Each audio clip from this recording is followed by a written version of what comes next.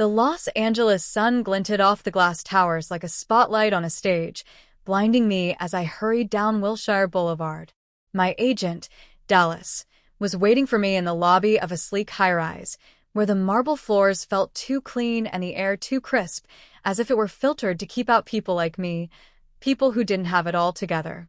My name's Corey, and I'd been in LA for 3 years, clawing my way through cattle calls and coffee shop gigs, still chasing that one audition that would change everything. Dallas was the kind of man you noticed. Tall, with hair just starting to silver at the temples, and a suit that never wrinkled. He looked like he belonged in those glass towers. I watched him as I walked in, his phone pressed to his ear, his eyes scanning the room. When they landed on me, his lips curved into a faint smile that was both reassuring and electric. He ended the call with a clipped, "I'll get it done," and slipped the phone into his jacket. "Corey," he said, his voice low and smooth. "You're late." "I know," I said, my cheeks flushing. Traffic was hell. He raised an eyebrow. "In this town, traffic is never an excuse. But come on, let's talk." We took the elevator up to the 24th floor, neither of us speaking. I could feel the faint warmth radiating from him, even as he stood a polite distance away. My heart was thumping too loudly in my chest, and I reminded myself that he was my agent, my professional lifeline, not some secret fantasy I could afford to entertain. Inside his office, the city stretched out in every direction, a patchwork of promise and disappointment. Dallas gestured for me to sit, and I sank into a leather chair that squeaked under my weight. He leaned against his desk, arms folded, eyes cool and assessing. "I've been thinking about you," he said, his tone careful. My mouth went dry. "Oh, your last audition," he said, his gaze steady. "You had them hooked, Corey. You've got something they can't teach, raw honesty. But you let your nerves get in the way." I nodded, heat creeping up my neck. "I know. I always feel like I'm one step away from blowing it." His lips twitched. "You're not alone in that feeling. But you've got to find a way to turn the nerves into fuel. Let them see it, but never let it stop you." I watched him closely, the way his hands moved as he spoke, precise and sure. Dallas never wasted a word. It made me wonder what he was like when he wasn't my agent, when he wasn't reading contracts and sweet-talking casting directors. "I'm lining up a new opportunity for you," he continued. "A pilot for a streaming series. It's a small role, but it's a start. You're ready for this." I tried to ignore the sudden flutter in my chest. "Thanks, Dallas. Really? I know I'm not the easiest client. You're ambitious. That's not a flaw, Corey." He pushed away from the desk, his expression softening. "But there's something else you should know." I shifted in my seat. "What's that?" His eyes searched mine, a flicker of something unguarded in their depths. "In this business, you're going to have to trust people. Even if it scares you. I need to know that you trust me." I swallowed hard. "I do. I trust you." He smiled then, the kind of smile that didn't quite reach his eyes but still managed to take my breath away. "Good," he said quietly. "Because I'm not just here to find you work. I'm here to make sure you're ready for it." The conversation shifted to logistics, callbacks, wardrobe fittings, script changes. I tried to focus on the details, but I couldn't help noticing how Dallas's tone changed when he talked about my career. There was a gentleness beneath the steel, a care that felt too personal for a man who made his living off other people's dreams. As we wrapped up, he walked me to the elevator.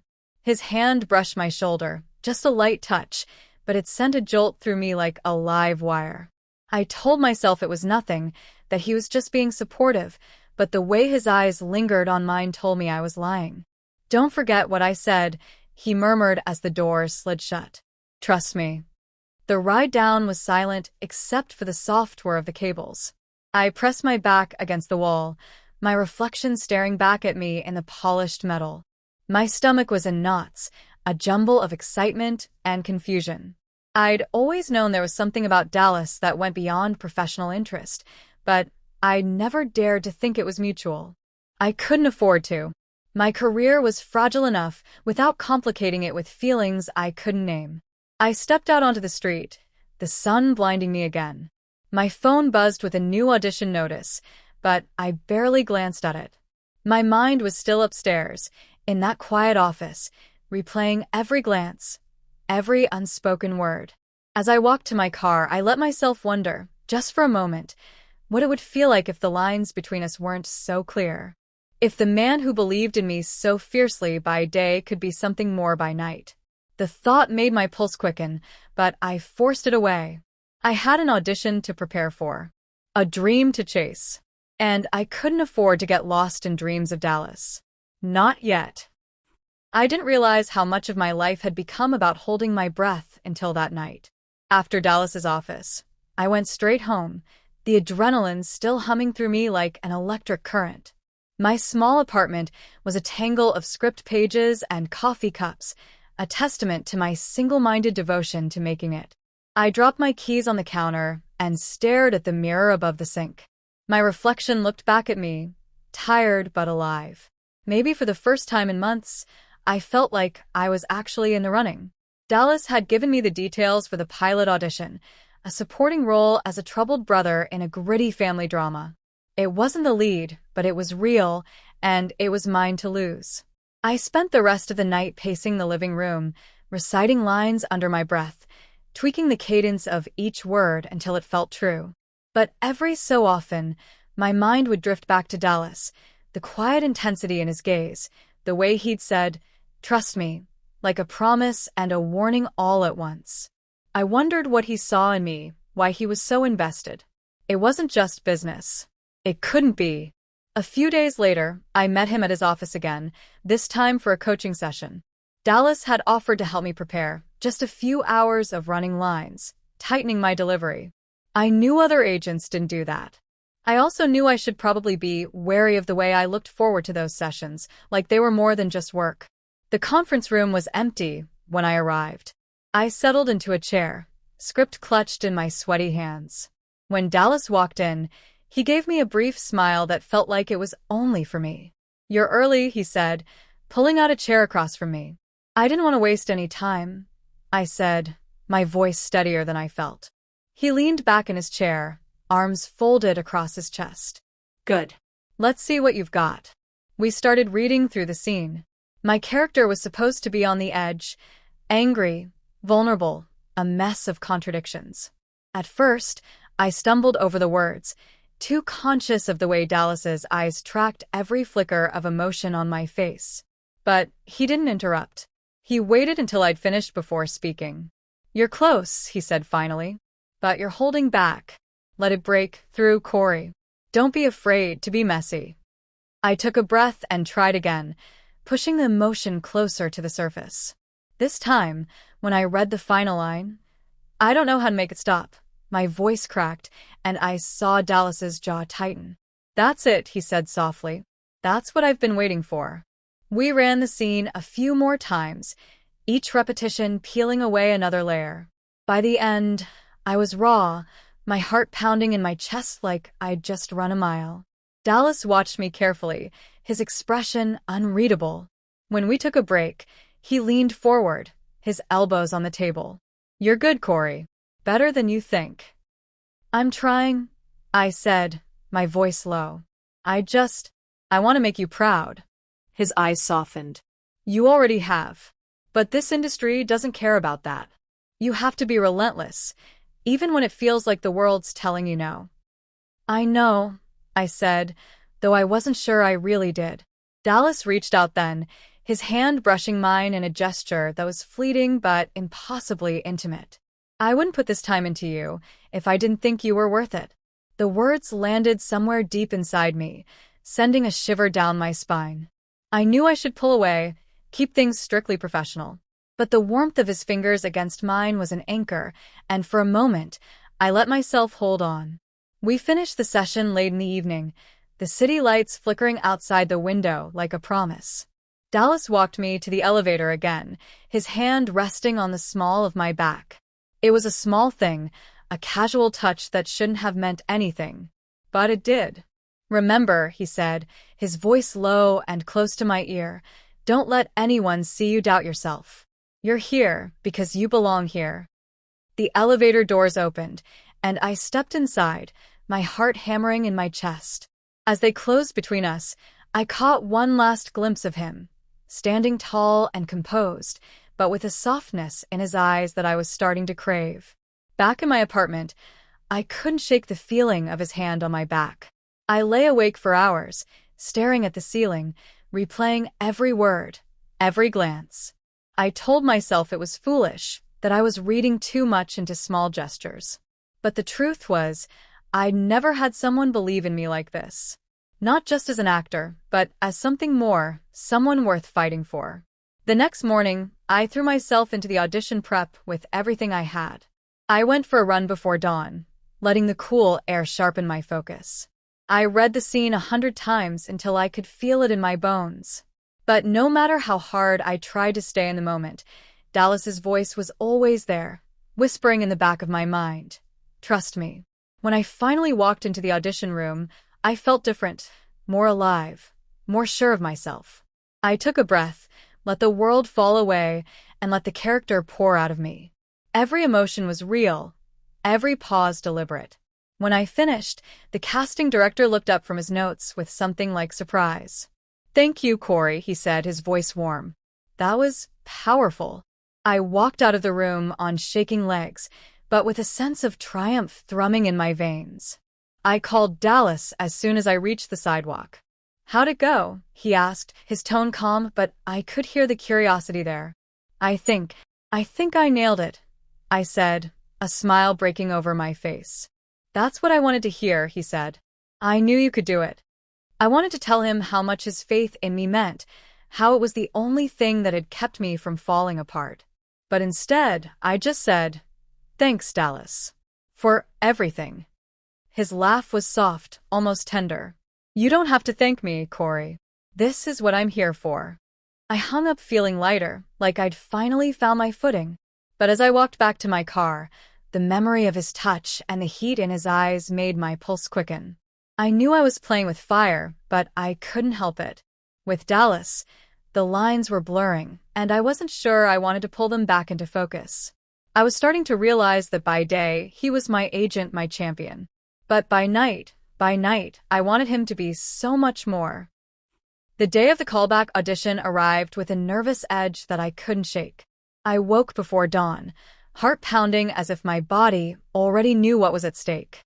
My phone lit up with a message from Dallas. "You've got this. Trust yourself."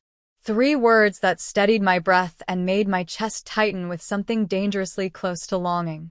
I arrived at the casting studio just as the sun began to climb above the city, painting everything in a warm glow that felt like a good omen. In the waiting room, the usual mix of hopefuls sat with scripts in hand, eyes glazed with rehearsed lines and silent prayers. I focused on my breathing, running the scene over in my mind, feeling each word settle into place like a puzzle finally fitting together. When my name was called, I walked into the audition room with my head high, every muscle humming with anticipation. The casting director gave me a nod, the kind of polite smile that said nothing and everything all at once. The reader across from me began the scene, and I let myself disappear into the character, his anger, his desperation, the raw vulnerability he tried so hard to hide. I didn't hold back this time. Every word felt like it burned in my chest. When the final line fell from my lips, the room was silent for a beat too long.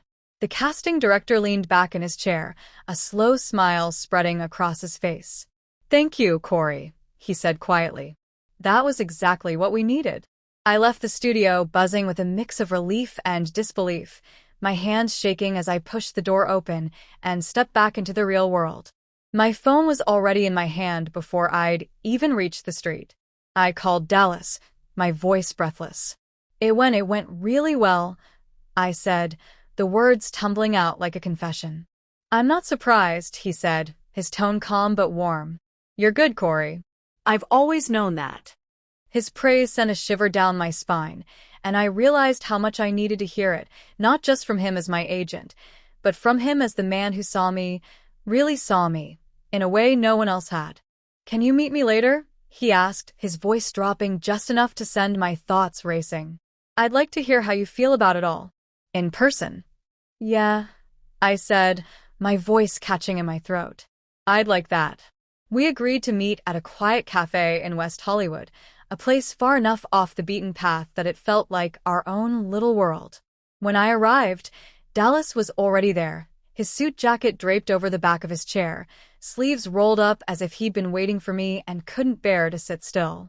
He stood when he saw me, his smile warm but restrained. "You look like you're walking on air." "I feel like I am," I admitted, sinking into the seat across from him. "I don't know what happens next, but for the first time, I feel like I can actually see it. Like it's real." "It is real," he said firmly. "And you're going to get it. I can feel it." We talked for a while about the audition, the industry, the endless hustle. But under the surface of the conversation, there was something else, an electric current that neither of us could quite ignore.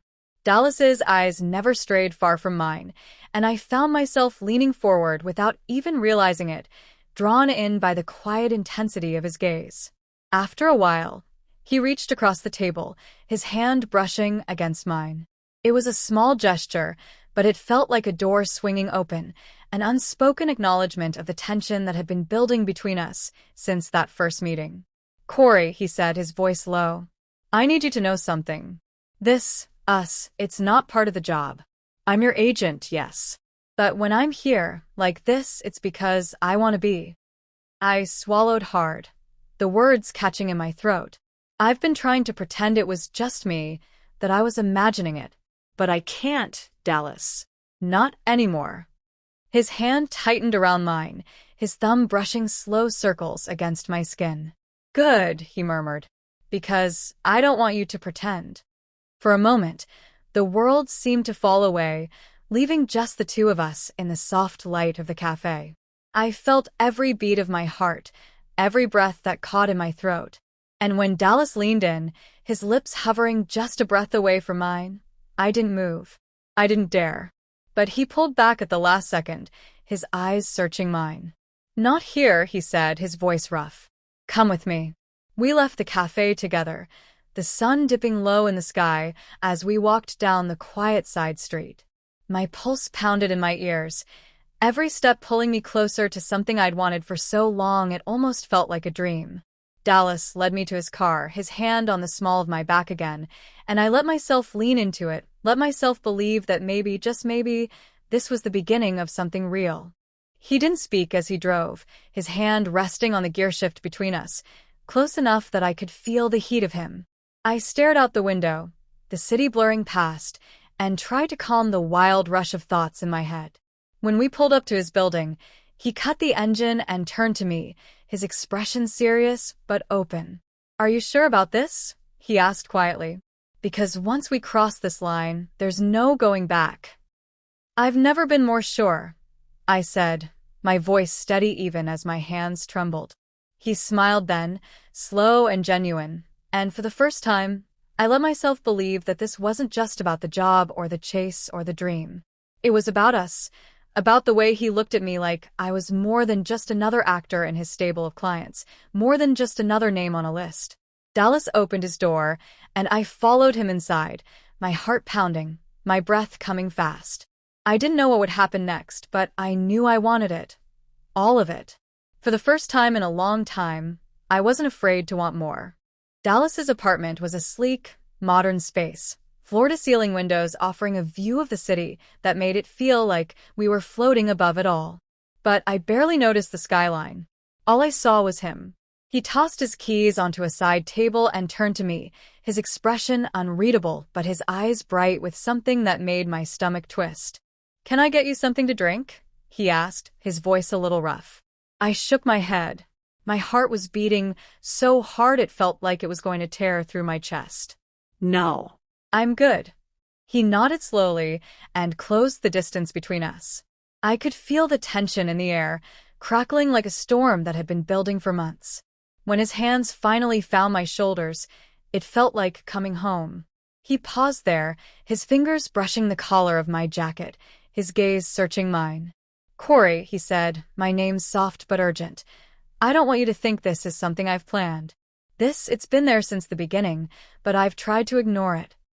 "I know," I said, my voice catching in my throat. Me too. His breath hitched, and then he was kissing me. It wasn't gentle or careful, it was hungry, a clash of lips and breath and need that left me dizzy. I pressed closer, my hands sliding into his hair, feeling the tension coiled in his shoulders. Every inch of him was a contradiction. Composed, in control, and yet burning underneath. When we finally pulled back, we were both breathless. Dallas rested his forehead against mine, his hands still cupping my face. "You drive me crazy," he murmured, a small smile tugging at his lips. "You know that, right?" "I'm glad I'm not the only one," I said, my own smile breaking free despite the way my heart was still hammering. He laughed, low and rough, and kissed me again, slower this time, savoring it. Then he stepped back, his hands sliding down my arms. "Let's sit down," he said, guiding me to the couch. We sat close, our knees brushing, and for a moment neither of us spoke. "This isn't going to be easy," he said after a beat, his voice serious. "I'm your agent, Corey. There are rules, lines we're not supposed to cross. If anyone found out..." I reached for his hand, threading my fingers through his. "I don't care about the rules," I said, my voice steady. "I care about you." His eyes softened, and he squeezed my hand. "I care about you too. More than I should." He sighed, his thumb brushing over my knuckles. "But I can't pretend this doesn't change things. We have to be careful." "I know," I said, leaning closer. "But I'm not afraid of that. Not anymore." Dallas studied me for a long moment, and then he let out a breath and pulled me into a slow, lingering kiss. It felt like a promise, a quiet acknowledgement that no matter how complicated this got, we weren't going to run from it. When we finally broke apart, he rested his forehead against mine again, his breath warm on my skin. "I've wanted this," he confessed softly, "since the first time you walked into my office." I let out a shaky laugh, the truth of his words settling over me like a blanket. "Me too. I just didn't think it could be real." "It is," he said firmly, his hand tightening on mine. "But we have to be smart. No one can know. Not yet." "I can handle that," I said. And I meant it. Because whatever this was, whatever it could be, it was worth fighting for. We talked for a while longer, the conversation drifting from work to dreams to everything in between. There was an ease between us now, a soft warmth that felt almost like relief. When I finally stood to leave, he walked me to the door, his hand brushing mine as if he couldn't bear to let me go. "Call me when you get home," he said, his voice low and gentle. "I will," I promised, and then I was stepping out into the cool night air, my head spinning and my heart full. The city felt different as I walked back to my car, more alive, more electric. Every light seemed to shimmer, every passing car a promise that the world was bigger and brighter than I'd let myself believe. I felt like I was standing at the edge of something huge, something I couldn't quite name but didn't want to turn away from. When I got home, I called Dallas like I'd promised. He answered on the first ring. "You're home safe?" he asked, his voice soft and tired. "Yeah," I said, sinking onto my couch with a smile. "I can't stop thinking about you." He let out a quiet laugh. "I can't stop thinking about you either." We talked for a while, not about auditions or scripts, but about everything else, the music we loved, the places we wanted to see. It felt like we were building something new, something fragile and precious that I didn't want to lose. As I lay in bed later, staring at the ceiling, I felt a quiet certainty settle in my chest. This wasn't just a fling or a fleeting crush. It was real, and it was worth the risk. I knew there would be challenges, whispers, doubts, the constant fear of being found out, but for the first time in a long time, I felt like I was exactly where I was meant to be. I drifted off to sleep with Dallas's voice still in my ear, his laughter echoing in the quiet of my apartment. I didn't know what tomorrow would bring, but for tonight, that was enough. For tonight, I let myself believe in something bigger than just survival. I let myself believe in us.